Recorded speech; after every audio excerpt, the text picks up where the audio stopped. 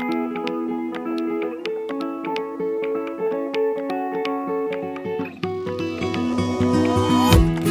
hello, everybody, and welcome to the Heroes Like You podcast, where we explore the lives of extraordinary people and discover that they are just like you and I. My name is Joe Belliston, and today we have the privilege of hearing from Pete Tidwell, the mighty baker. Pete is a baker from Provo, Utah, who specializes in cakes, but his cakes are more like extraordinary works of art than a cake. In 2016, he went on the Food Network's Cake Wars and won that, and in 2017, they invited him back for a Champs vs. Champs episode where he was competing against the best bakers in the country, and he went on to win that one as well. Pete has a contagious smile, and I had a great time interviewing him. I hope you enjoy my conversation with the mighty baker, Pete Tidwell. Well, Pete, thanks so much for taking time to come on the show today.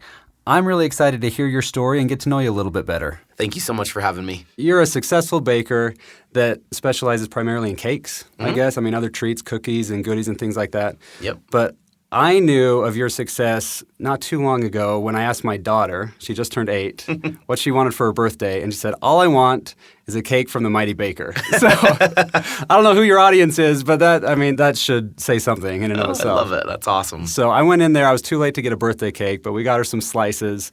And I saw some of the cakes you made just peering around the counter. And I don't know how anybody can bring themselves to eat one of those. I mean, it's a work of art. I'm sure it tastes good too, but it's a work of art. So you're a baker, you're an artist, and that's got to be sort of fun. Yeah, it's such a fun and very satisfying thing to do because you to make beautiful works of art. And yes, they are hard to cut into, but they taste delicious. Oh, I'm sure. Yeah, the cakes I've had have been very, very tasty. But that's not where you started.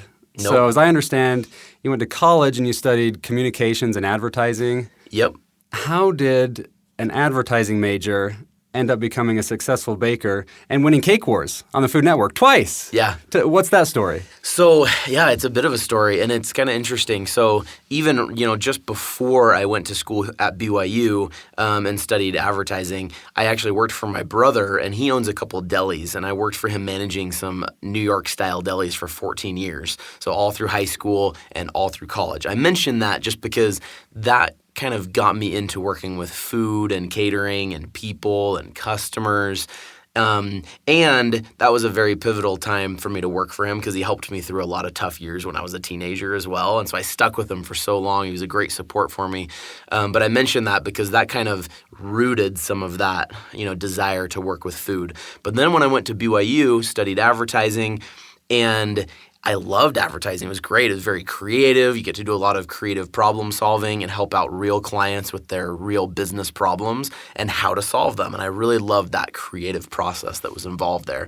So after school, that took me to New York City and got a full-time job there, just kind of the normal path, right? Go to college, get a job. I moved out to New York City with my wife and one daughter at the time, and then we had a second while we were there.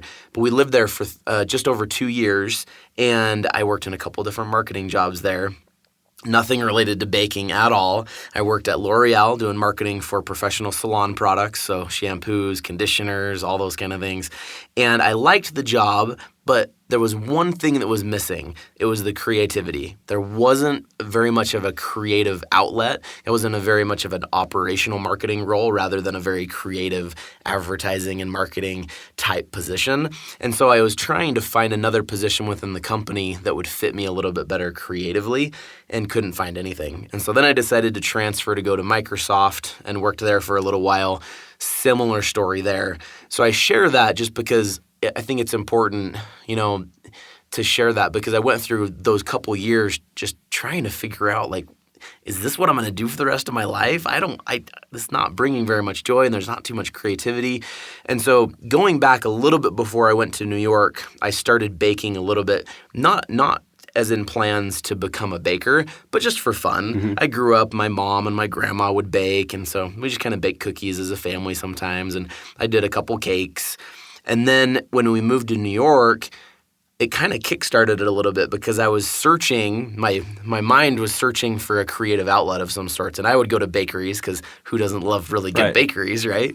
So I'd go to to bakeries in New York and enjoy just world-class, really nice pastries and really good desserts. And then I would want to go home and try to recreate them myself. And so I would go home, I'd do searches, YouTube, all different things, and try to find recipes on how to do these things. And I found that I had some natural talent for some of it. And so I continued doing that on the side. So I'd, work all day, and then I'd come home and I'd work on a new recipe. And oftentimes I'd get a little bit down about my jobs and how it wasn't really, very satisfying. It was kind of just, it made me a little bit down, a little bit of not depressed, but just, not feeling too good about life. Right. And I'd come home, and my wife would always tell me when I was in those moods, bake a cake or make a recipe of some sorts, because that's when I've seen you the most happy. Oh, I'm sure it makes her happy too. Yeah. Did they help you out at the time? Did they help? A little bit. And my neighbors loved it because they got to be my taste testers. Right. So then I would continue baking. And so then the idea came to my mind, maybe I'll go to pastry school here in New York. So I took a bunch of tours of different schools. Ended up that I didn't go because I couldn't afford it. Most of the schools were anywhere between $60,000 and $80,000 for 6 to 8 month course for a pastry course. Wow. I decided not to do it because I didn't have the money. There was no way, especially living in New York City where the living costs are so high and working, 50, 60 hours at my job, I couldn't really fit it in. I was already not seeing my family very much at the time either. But at that time, did you already have plans you wanted to go to school, but did you have plans to have your own bakery at the time? Say, this is what's bringing me happiness, so this is the direction I'm going to go? Or was that just kind of an experiment? It was a little bit of an experiment because I had thought, it brings me joy, so maybe I'll go to school and then work as a pastry chef somewhere, right? And then after I decided not to go to school, I decided to purchase a pastry textbook from that school and teach myself through it. And it took me a little bit of finagling to get the textbook, but now you can buy it online. But anyway, back then it was hard to get, and I got it and taught myself through it from beginning to end, and basically just taught myself all the different techniques. And then when it comes to cakes, I would watch Food Network shows almost on a daily basis. And I would watch those shows and be so impressed with the amazing cakes that these chefs would be making out of sugar and fondant and gum paste, and just amazed that they could do that. Not only, something that tastes good, but something that looks just amazing. Right. So I was very impressed by that. So when we came, to the close of being, in New York, and we didn't have plans to leave. We were actually planning on staying there for a while. But my parents that live here in Provo, they were about to leave on an LDS mission to Africa, and their house was going to be vacant for 2 years. So we had the opportunity to move back here and live for free for 2 years. Free rent. Yeah, free rent. You can't complain with that, right? And it was hard because my wife really loved the city and had a lot of friends there. We had a lot of good, connections there.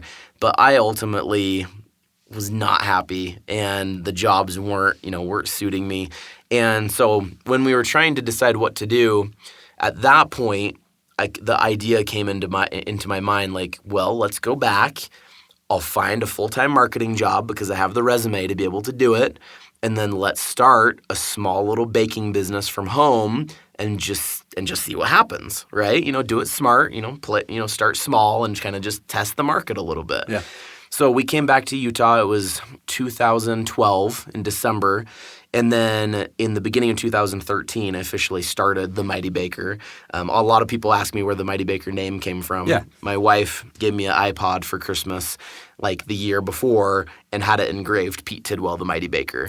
Because, so it was her idea? Yeah, it was her idea. That's fun. So when we came back and opened the bakery and opened the business, we decided to call it The Mighty Baker. Cool. So it kind of stuck.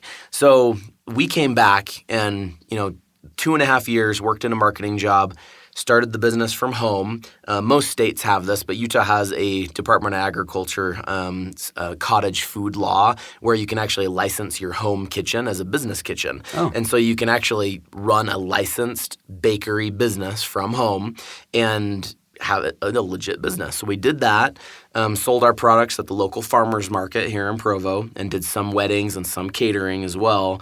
And then, after those 2.5 years, the business built up to the point where it got so busy. I was working full-time marketing and almost full-time doing baking. And so I would work all day, come home. Once my kids went to sleep, I'd just bake and make cakes all night, Wow. get a couple hours of sleep, wake up, do it all again.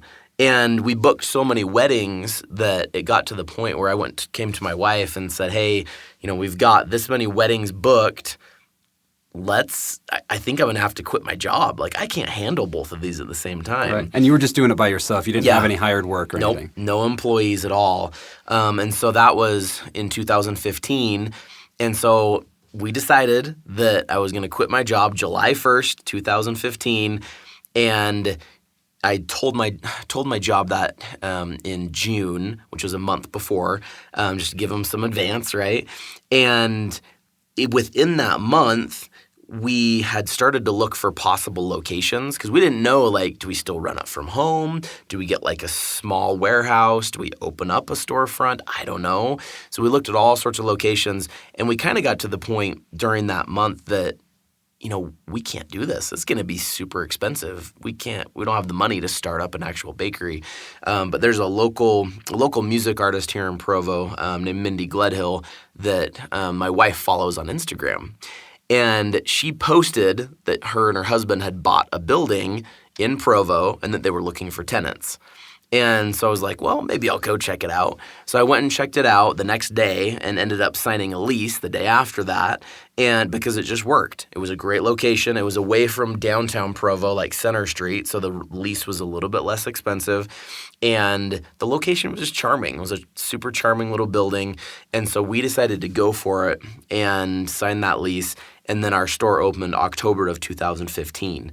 And so it was kind of a really quick, month. And during that, we were doing, 18 wedding cakes kind of during a couple of those busy months.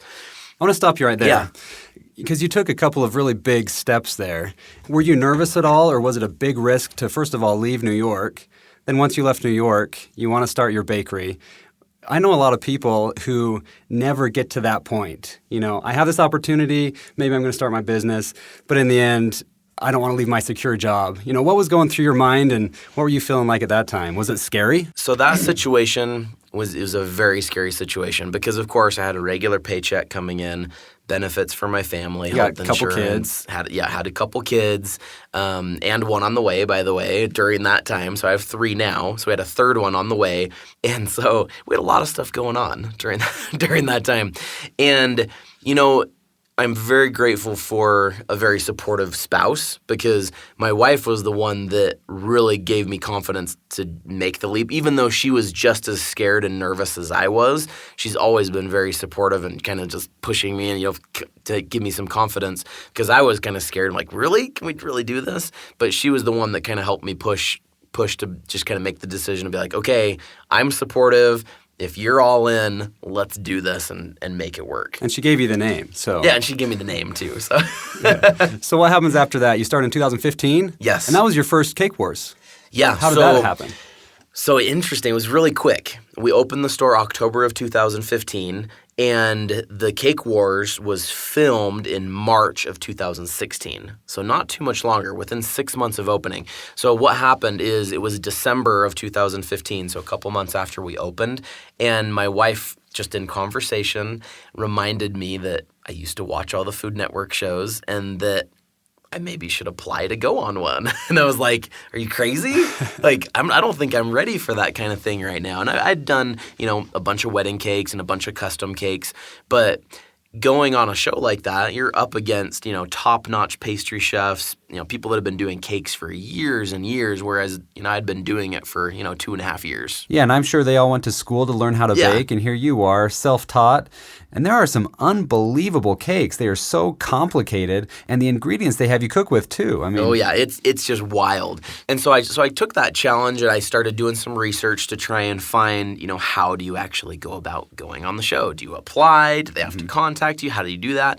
And so I found the application online, And of course, reading through the application, you have to have an assistant come on the show.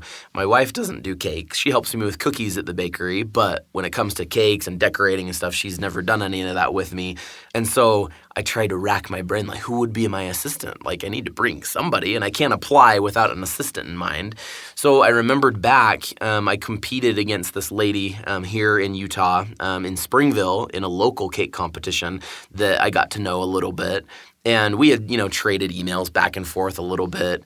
And I contacted her and said, hey, Katrina, if I applied to Cake Wars, would you be my assistant? And she's like, yeah, sure, sounds good. So after she said yes, I went ahead and applied. During the application process, you have to submit, 15 to 20 pictures, a video describing why you think you should go on the show. And they ended up contacting us. And the first contact, they actually said, sorry, we're done casting for season 2. But then a week later, they contacted me and said, hey, season 3, we're starting to cast for that, and we would love to do a Skype interview with you. So I did a Skype interview. They said yes and invited me on the show. And then we flew out in March down to LA, down in California. And first off, super nerve-wracking experience. Oh, I'm sure. I mean, can't imagine. You walk in this huge studio and lights everywhere, very bright, and you don't get to talk with the competition, but everybody's in their kitchens in the corners because you got the quadrant, you got the 4 corners, and you've got a kitchen in each corner. And it was pretty nerve-wracking because then you jump into it, and it was the day after we got there, after they gave us a tour of everything. But you have six cameras on you like the whole time. They've got like GoPros right in your face. And at the same time, you're supposed to decorate a cake and bake a cake all during this, and it's just crazy. And so it was a very interesting experience that way, and I was super nervous through the whole thing. But my goals going into it were, first off, after watching the show, like, I've got to make it past round 1. Right? I've got to make it past round 1. I don't want to, get kicked off after round 1. And number 2 was I've got to make sure my cakes are super, super tasty so that the judges don't have any criticisms of them. Because usually they can be pretty harsh on those shows, right? Yeah. If anything's wrong, they're going to barbecue you, right? And as well, like, if I end up not winning, or if I do win, vice versa, whichever one, if the cake's bad, nobody's going to come to my store. Right. And then being on the show, we got past round 1, got to round 2, and, as you mentioned, the cakes are huge on this show, and they're expected to be big. So we went for, I think ours was like 3.5 feet tall, and, it took 4 people to carry it, humongous cake. We got down to that moment when there's, 3 people left, 1 person gets kicked off, and it's down to the 2, right? Mm-hmm. So it was between our team and the Canadian team, and I'm standing there next to this lady named Carrie, and they're talking back and forth about our cakes, and all of a sudden they say my name and that I won, and I was just thrown back. And it was almost like a dream, and it was just awesome because I was like, wow, like, not only did I totally jump out on a limb and put myself out there, and it could have been complete disappointment, but it ended up being a huge success. Yeah. When you were looking at the other cakes, were you like, I don't have a chance. What am I doing here? Did that ever cross your mind, or were you like, yeah, I got this? You know what? No, it didn't cross my mind that I had it because I looked, and during the competition, you don't have a chance to look at anybody else's cake. Oh, I didn't know that. Because you're so busy working on the cakes. But you're all together, right? Yeah, you're in separate kitchens, so you could glance over, but you're so busy in the tight time frames. But once judging happens, you can kind of glance over and see the different cakes. And oh yeah, like when I'm sitting there next to Carrie, their cake was amazing. It was so good, and they're great cake artists. They're just amazing. And so, the one thing that I had in my mind was, okay, they had no negative things to say about my cakes, all positive. So that I got that going for me, right? And they loved our design, they loved our story, but they also loved her story. So like all that's going through my mind, back and forth, back and forth. And so, yeah, totally. It was a very close competition. So the show's about 45 minutes long or so. How long do they give you to bake this monstrous cake? So the show itself, it's condensed, as you mentioned, into 45 minutes. But the second round is 4 hours long, and you have myself, Katrina, and 2 other assistants. So really, you've got 16 hours of work combine together to get this thing done. And they have some things that are, they're like ready for you. Like you can use Rice Krispie treats, for instance, to use some part of your cake. But really, like it's like 16 hours worth of labor that you're just jamming in there. And that's why the show, when you watch it, you're just like, wow, how do they do all this, right? Yeah. Yeah. That's got to be exhausting, though. Yeah. And there's no breaks. If you need a break, you can take a break, but it cuts into your time. Right. So, wow. Yeah. Well, just for fun, what were some of the ingredients that they gave you? Yeah. So, I guess I should share the first one and the second one. So the first Cake Wars, they gave us blue cheese that we needed to use for our cake. Not in a typical cake, so right? Not in a typical cake, no. But there was a few options of blue cheese that we could use, which was nice because some blue cheese is a little bit more pungent than others. Some is a little bit more soft. And so there was a type that they had there that was a Cambozola cheese, and it's basically a part brie, part blue cheese. And so brie cheese is very smooth, and we could incorporate it into a frosting a lot easier. Whereas if you have a frosting with some, crumbly blue cheese, it could be a little bit unpalatable if you hit one of those blue cheese chunks in there. And so we did that, and then we took some honey because we thought, okay, blue cheese, add a little bit of sweet with it because cheese and sweet go together well, right? So we're like blue cheese, so honey, and then our end decision was doing a vanilla cake with dried cranberries in it, and then we did a honey blue cheese buttercream. Wow. And it was so good. It was so good.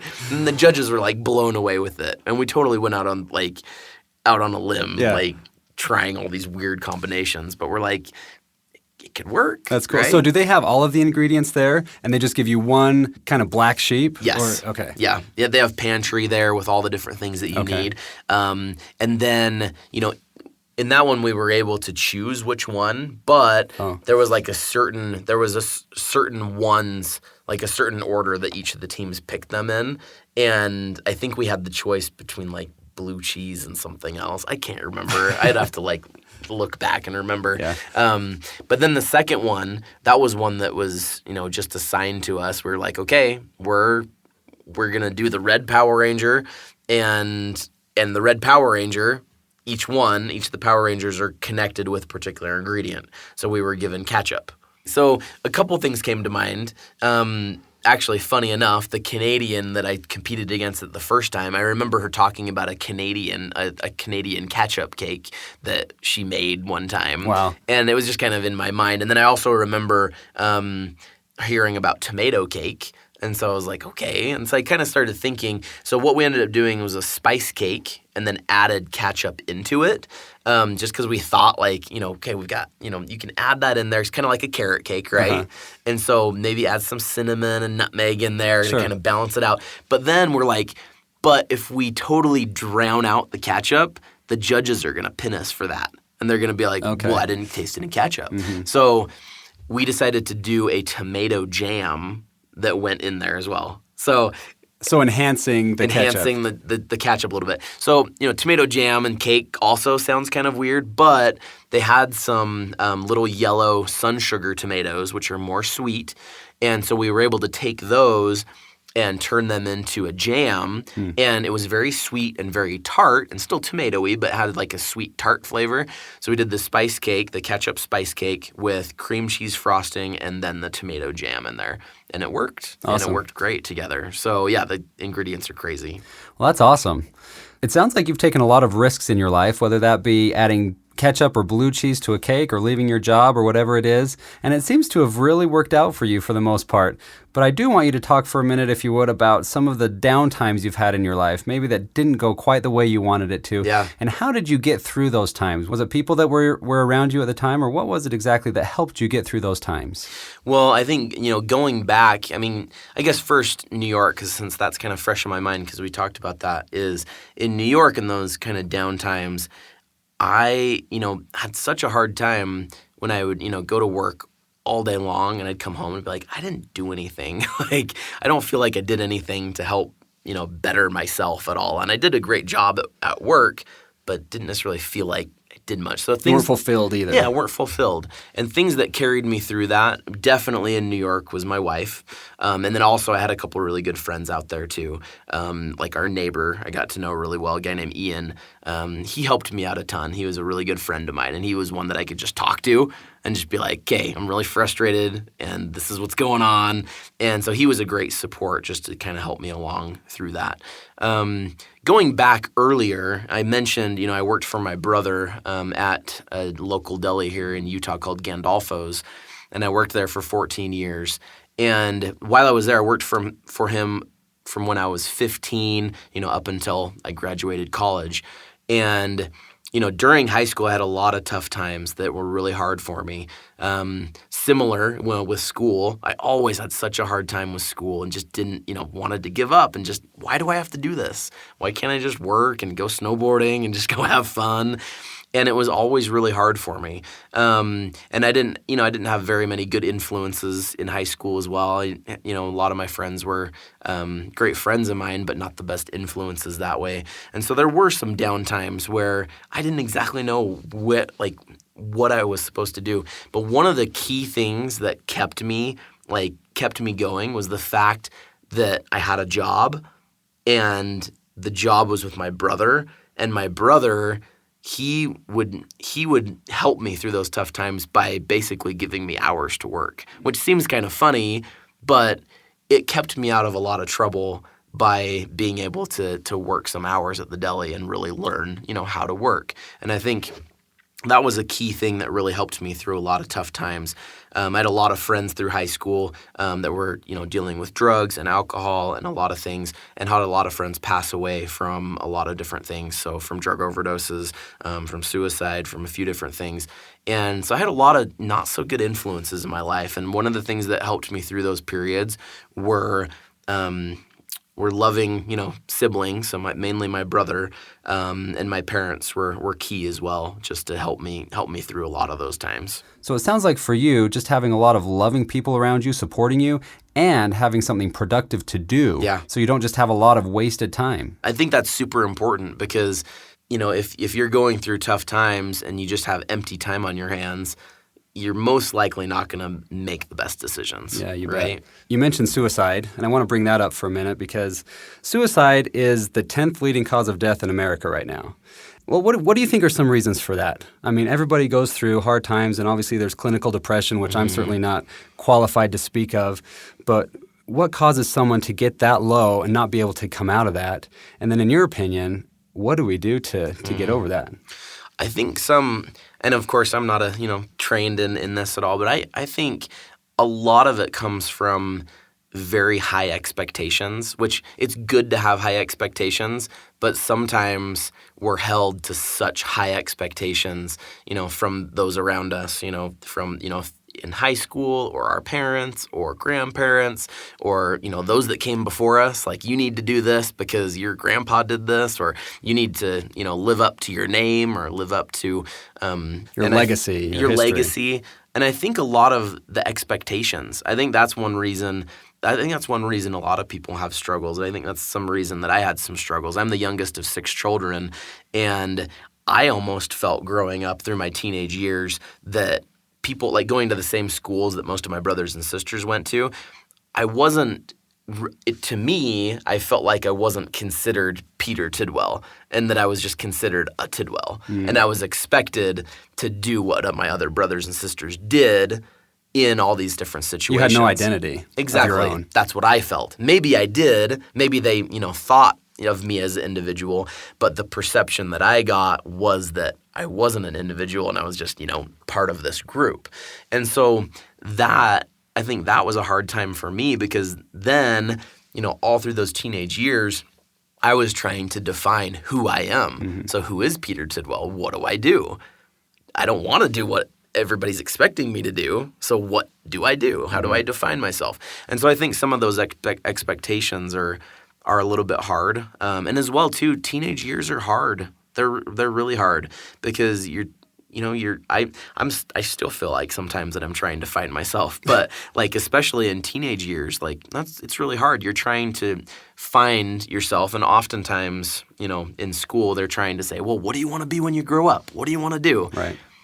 When I graduated high school, I had no clue. Yeah. At all. I don't know if many people do. And I don't think anybody does. Mm-hmm. But there's some expectation there that may be a little bit hard for some people in that regard. Well, and you said you were affected by people that you know or that you were close to that ended up taking their life. What was that like for you? First of all, really hard, just heartbreaking. And the biggest thing is, as much as I tried to help the situation, like I felt like, one of my friends in particular that I think of, very supportive and talking to them quite often. And, it still happened, right? And I was trying to be there for them, but there was obviously something else and something else, that I couldn't offer. And so that's a little bit hard when you try to help an individual. But I'm glad that I helped because I think I did have some effect. Right. But I think it's interesting because we know that people who attempt suicide and don't die have a very small chance of dying by suicide later on in life. 90% of those individuals end up dying by something other than suicide later. So I think there's this crisis period that if we can just get through that, we have a much better chance of making it through. You know what I mean? And so I think what you said earlier about surrounding yourself with friends and family, loving individuals who can support you, and having something productive to do, whether that's a hobby or a job or something, can be really valuable. Yeah. And you did ask the question of, what we can do to help with that. One thing that I've done a little bit, and I'd like to do more of. It's actually a goal of mine to do more of these. But I've spoke at a couple local schools and a couple local high schools. And like tomorrow, for instance, I'm actually teaching a cake class at a local high school here in Provo. And part of that is to give an introduction of who I am, what I do, and I also gave some speeches to a college prep type class as well. And I really love to give like inspirational speeches to try and share my story because I feel like I have a lot of experiences that can really help people, and especially people in grade school and high school. And so that's something that I feel like that I want to do personally is just to be able to reach out and help kids to know that they're going to be okay. And even though they're going through hard times, and there's a lot of things that are out of kids' control as well. I mean, some of these expectations I talked about, there's a whole other flip side of the puzzle when you have bad family situations and abusive relationships or whatever that may be. And so there's a lot of kids that are in situations that they can't change those situations, but they can change how they deal with the situation. And I think they just need to hear that from multiple different avenues to give them confidence to know that they can do it. Yeah. And even if they're in that situation, that there still is so much hope and they can dream just as much as anybody else, especially, somebody from, let's say a perfect family in their eyes, right? That they can succeed just as much as anybody else out there if they can just believe in themselves and know that they can do it. And I think that's huge. Yeah, I completely agree. I think that's really, really good. And me in particular, I think I get more motivation and hope from hearing people's stories than probably anything else. And part of the reason we started this podcast is so that we could have more people sharing their stories so that others can learn from them and understand that, these people we look at who we think are from perfect families, have a perfect life, they've gone through the same hard things as I have, and they made it through. This is how they made it through. And because they did, so can I. You know what I mean? I think it's really, really valuable to share your story and provide hope and if nothing else, just encouragement to other people. Yeah. Well, Pete, while we're on this topic, I really appreciate you sharing your story with us today. But what words of encouragement and hope and motivation could you offer people who might be going through some really difficult challenges in their lives right now to help them keep going, not give up, and just help them get out of their rut? As I mentioned, I spoke here at BYU to a college prep class, and I think the biggest advice that I gave them was in everything you do, try to find those things that truly bring you joy and bring you happiness, and try and figure out a way how you can do that for your living or career, or fit it in your life somehow, because that's so important to find, what makes you joyful, what brings you happiness, because really that's why we're here. We're not here to do what other people want us to do. We're here to find what brings us joy, what brings us satisfaction, how can we help other people, those kind of things are really why we're here. So I really like to remind people that, in all your experiences, try to find that, trying to find those things that bring you joy, because that's where you should be spending your time. Yeah. And you are such a good example of that. I mean, you just have a smile on your face all the time. You're a really, really good example of that, so I appreciate it. Well, Pete, you're a busy guy. I know you're working 14, 15-hour days, so we got to let you go. But if people want to connect with you, it's Pete Tidwell, the Mighty Baker.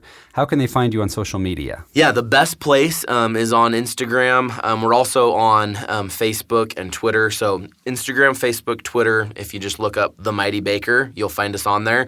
And then also on Instagram, I have a separate Instagram just for my cakes. So you've got The Mighty Baker, which is like our storefront shop, and then the Mighty Baker Cake Studio.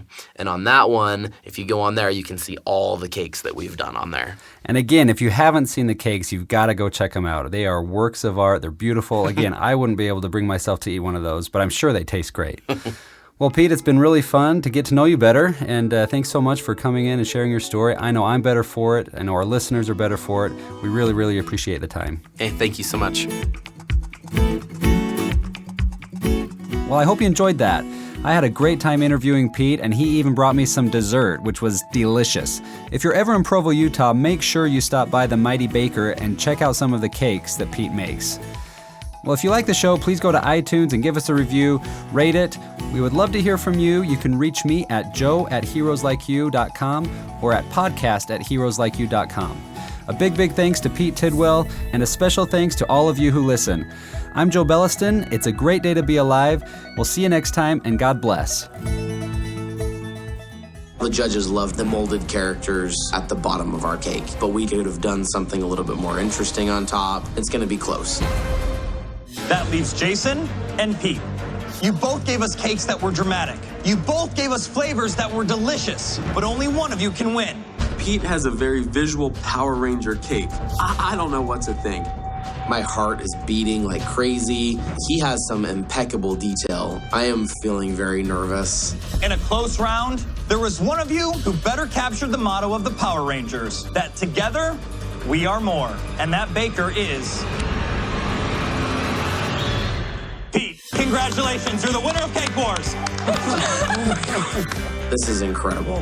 When he said my name, it took me by surprise. Good job, guys. Congrats. And to win Cake Wars 2 different times.